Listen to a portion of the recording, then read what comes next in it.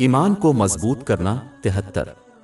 میں نے کچھ عرصہ پہلے ایک خبر پڑھی تھی جس پر مختصرہ گفتگو کرنا چاہتا تھا۔ اس میں بعض لوگوں کے ایمان اور ان کے دعووں کے بارے میں بتایا گیا ہے کہ ان کا عقیدہ اور اپنے خدا کی اطاعت ان کے دل میں ہے، اس لیے انہیں عملی طور پر اس کا مظاہرہ کرنے کی ضرورت نہیں ہے۔ بدقسمتی سے اس احمقانہ ذہنیت نے بہت سے مسلمانوں کو متاثر کیا ہے جو یہ سمجھتے ہیں کہ وہ ایک خالص وفادار دل کے مالک ہیں، حالانکہ وہ اسلام کے واجبات کو پورا کرنے میں ناکام رہتے ہیں، جو کہ اللہ تعالیٰ کی طرح آسانی سے قابل عمل ہے۔ کسی شخص سے ایسی ذمہ داری عائد نہیں کرتا جو وہ نہیں کر سکتے۔ پورا کرنا باب 2 البقرہ آیت 286۔ اللہ تعالیٰ کسی جان کو اس کی طاقت کے بغیر فرض نہیں کرتا۔ حضور نبی اکرم صلی اللہ علیہ وآلہ وسلم نے سنن ابن ماجہ نمبر 3984 میں موجود ایک حدیث میں واضح طور پر اعلان فرمایا کہ جب کسی کا روحانی قلب پاک ہوتا ہے تو جسم پاک ہو جاتا ہے، یعنی اس کے اعمال درست ہو جاتے ہیں۔ لیکن اگر کسی کا روحانی دل فاسد ہو تو جسم فاسد ہو جاتا ہے، جس کا مطلب ہے کہ ان کے اعمال خراب اور غلط ہوں گے۔ پس جو شخص اپنے فرائض کو عملی طور پر ادا کرتے ہوئے اللہ تعالیٰ کی اطاعت نہیں کرتا، وہ کبھی بھی خالص روحانی قلب کا حامل نہیں ہو سکتا۔ مزید برآں کفر اسلام کا لفظی انکار اعمال کے ذریعے ہو سکتا ہے جس میں اللہ تعالیٰ کی نافرمانی شامل ہے، حالانکہ کوئی اس پر ایمان رکھتا ہے۔ اس کو ایک مثال سے بخوبی سمجھا جا سکتا ہے۔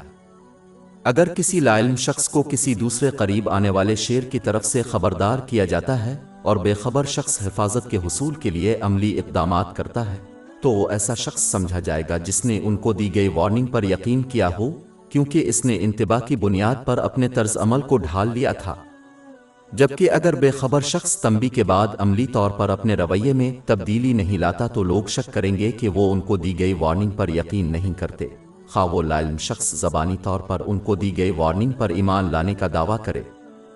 آخر میں اللہ تعالیٰ پر اپنے ایمان کا عملی طور پر مظاہرہ کرنا ان کا ثبوت ہے جو کہ جنت حاصل کرنے کے لیے قیامت کے دن ضروری ہے۔ ایک دلیل اللہ تعالیٰ نے حاصل کرنے کا حکم دیا ہے۔ اس عملی ثبوت کا نہ ہونا اتنا ہی احمقانہ ہے جتنا ایک طالب علم جو اپنے استاد کو خالی امتحانی پرچہ واپس دے دیتا ہے اور دعویٰ کرتا ہے کہ ان کا علم ان کے ذہن میں ہے، اس لیے انہیں امتحان کے سوالات کے جوابات دے کر اسے لکھنے کی ضرورت نہیں ہے۔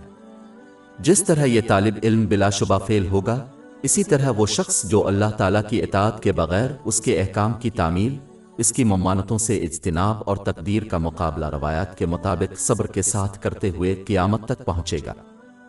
حضور نبی اکرم صلی اللہ علیہ وآلہ وسلم خواہ ان کے دل میں ایمان ہو۔